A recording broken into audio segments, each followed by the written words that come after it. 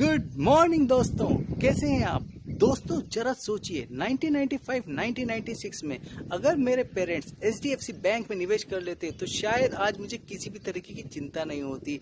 आज मैं आराम से बैठकर चिल मार रहा होता, लेकिन उस समय उन्होंने निवेश नहीं किया और आज मुझे लगता है कि एचडीएफसी बैंक की जगह मुझे फिर से एक नया बैंक मिला है जिसका नाम है आईडीएफसी फर्स्ट बैंक, जो हो सकता है भविष्य का एचडीएफसी बैंक बन जाए और हो सकता है उससे भी बेहतरीन रिजल्ट लिए आगे चलकर देकर जाए। ये मेरा पर्सनल ओपिनियन है और मैंने पर्सनली अपने बच्चों के लिए इस बैंक में निवेश किया है और हो सकता है यहाँ पर मैं गलत हूँ, लेकिन दोस्तों मुझे लगता है आईडीएफसी फर्स्ट बैंक भविष्य का एचडीएफसी बैंक बन सकता है। तो चलिए इस वीडियो में शुरू करते हैं आईडीएफसी फर्स्ट बैंक एक मल्टीबैगर की खोज। आज आईडीएफसी फर्स्ट बैंक के कारोबार को समझने के लिए चलिए हम एक ब्लूमबर्ग की साइट पर आए हैं और अगर हम अभी 12 बजे के लगभग अगर देखते हैं तो ये बैंक 33 रुपये 15 पैसे बीएसई पर और 33 रुपये 20 पैसे एनएसई पर कोट कर रहा है और लगभग 4% की तेजी पर आज ये बैंक अपना परफॉर्मेंस दे रहा है। अगर मैं एक वीक की बात करता हूँ तो एक वीक में इस बैंक ने लगभग 7% 7.28% का पॉजिटिव रिटर्न दिया है, जबकि सेंसेक्स ने मात्र 2.82% का पॉजिटिव रिटर्न दिया है।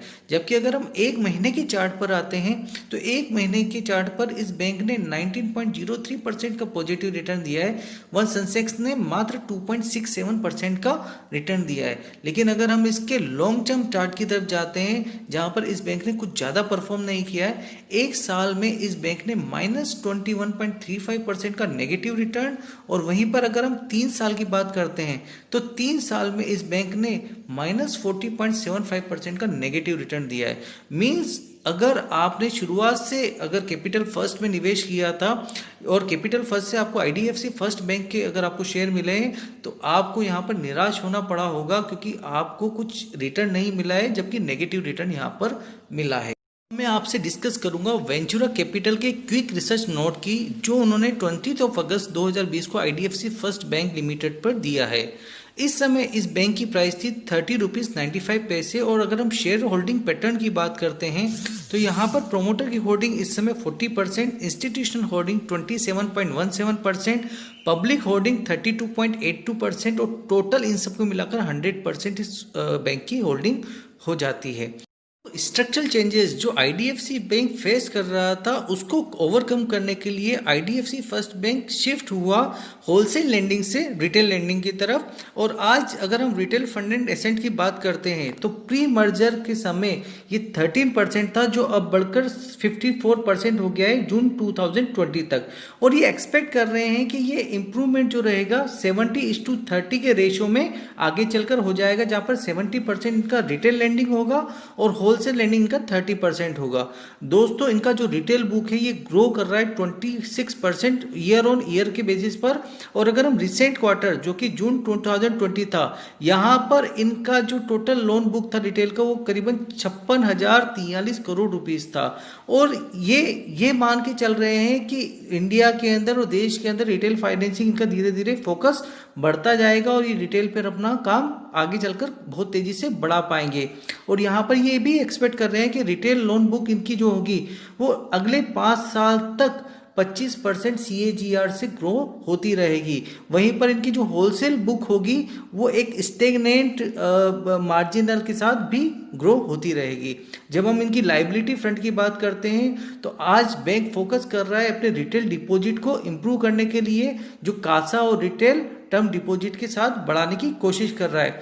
अगर हम टोटल कस्टमर डिपॉजिट इस बैंक के देखते हैं 30 जून 2020 तक जो 64% है, अगर इसको हम कंपेयर करते हैं 31 दिसंबर 2018 से जो मर्जर क्वार्टर था उस समय ये मात्र 27% था। मींस इनका retail deposit CASA plus retail term deposit 27% से 64% हो गया है, सिर्फ अगर हम देखें 31 दिसंबर 2018 से 30 जून 2020 के बीच में। अगर हम इनके NIMs की बात करते हैं तो वो भी इंक्रीज हो रहे हैं और ग्रेजुअली शिफ्टेड हो रहे हैं रिटेल बैंकिंग बिजनेस की तरफ। अगर हम करंटली NIMs की बात करते हैं तो 4.53% है जून 2020 तक, और बैंक ये एक्सपेक्ट कर रहा है कि ये 5 से 5.5% तक हो जाएगा FY 24% तक। जहाँ तक दोस्तों मैं बैंक की बात करता हूँ तो यहाँ पर सिर्फ मुझे यहाँ के एमडी जो हैं श्री वी वैद्यनाथन सर, उन पे बहुत ज़्यादा ट्रस्ट है और मैं सिर्फ उन्हीं को देखकर इस बैंक में यहाँ पर निवेश किया हूँ और उन्हीं के बेसिस पर हम ये मान के चल रहे हैं कि बैंक ये चीज़ें आराम से कर सकता है, क्योंकि अभी तक उन्होंने जो जो बातें बोली है उनमें से बहुत सारी बातें उन्होंने पूरी करके बताई है। उनका ट्रैक रिकॉर्ड भी इसी तरह से बोलता है। दोस्तों अगर हम बात करते हैं इनका एक्सपेंशन की, इनका ब्रांच नेटवर्क बढ़ाने की, तो ये प्लान कर रहे हैं कि 600 से 700 ब्रांचें नेक्स्ट 5 ईयर्स में ये और ऐड कर लेंगे। और जिस तरीके से अगर इनका ब्रांचेस एक्सपेंड होगा तो ऑब्वियस सी बात है कॉस्ट टू इनकम रेशियो भी इनका क्या रहेगा, हाई रहेगा, क्योंकि ये क्या कर रहे हैं, ब्रांचेस बढ़ा रहे हैं। तो अभी हमें यहाँ पर कॉस्ट टू इनकम रेशियो को ध्यान नहीं देना है। अगर आप ये सारी बातें समझना चाहते हैं तो आप मेरी प्रीवियस वीडियो को यहाँ पर आप देख सकते हैं। The bank has witnesses uptick in demand in the month of June, जो कि अप्रैल और मई मंथ में कंप्लीटली वॉश आउट हो गई थी। और बैंक एक्सपेक्ट कर रहा है कि नेक्स्ट 2 to 3 मंथ में ये उस लेवल पर पहुंच जाएंगे जो कि प्री कोविड लेवल इनका था।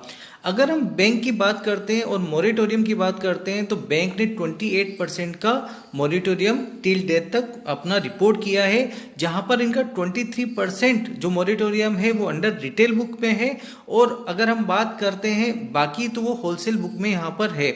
और बैंक ये मानता है कि अगले 2 महीने में ये जो 23% रिटेल बुक का जो इनका मॉरेटोरियम है 10% तक आ जाएगा और इनका जो इम्प्रूवमेंट है कलेक्शन का वो भी इफिशिएंटली यहाँ पर बढ़ जाएगा।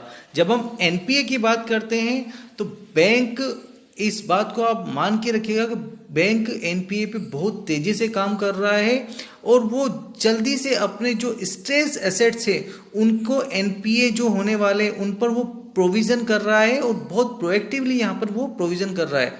अगर हम टोटल आउटस्टैंडिंग एक्सपोजर की बात करते हैं तो करीबन 6000 करोड़ रुपए का इनका वोडाफोन आइडिया को साथ में लेकर इनका एक्सपोजर है और बैंक इनके लिए लगभग 50% का प्रोविजन ऑलरेडी कर चुका है। अगर हम SMA 012 बुक की बात करते हैं तो ये करंटली 2300 करोड़ पर विदस्टैंड करती है और इसके अंदर एक जो मेजर अकाउंट है इनका है toll road project in Mumbai जो 927 करोड़ का, जो मैंने अपने प्रीवियस वीडियो में भी आपको बताया हुआ है और ये भी अंडर मॉरेटोरियम में है। और बैंक ये मान रहा है कि इनका रेगुलर रीपेमेंट आ रहा है और शायद ये आराम से ये इसको कंसिस्टेंटली इन्होंने रखा है पार्ट ऑफ SMA 2 में, बट रेगुलर इन रीपेमेंट।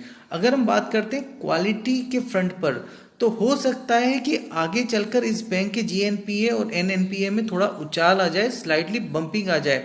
उसका मेन कारण है मोरेटोरियम, लेकिन बैंक एक्सपेक्ट कर रहा है कि इनका GNPA और NNPA स्टेबलाइज रहेगा in the range of 2.5% and 1% respectively.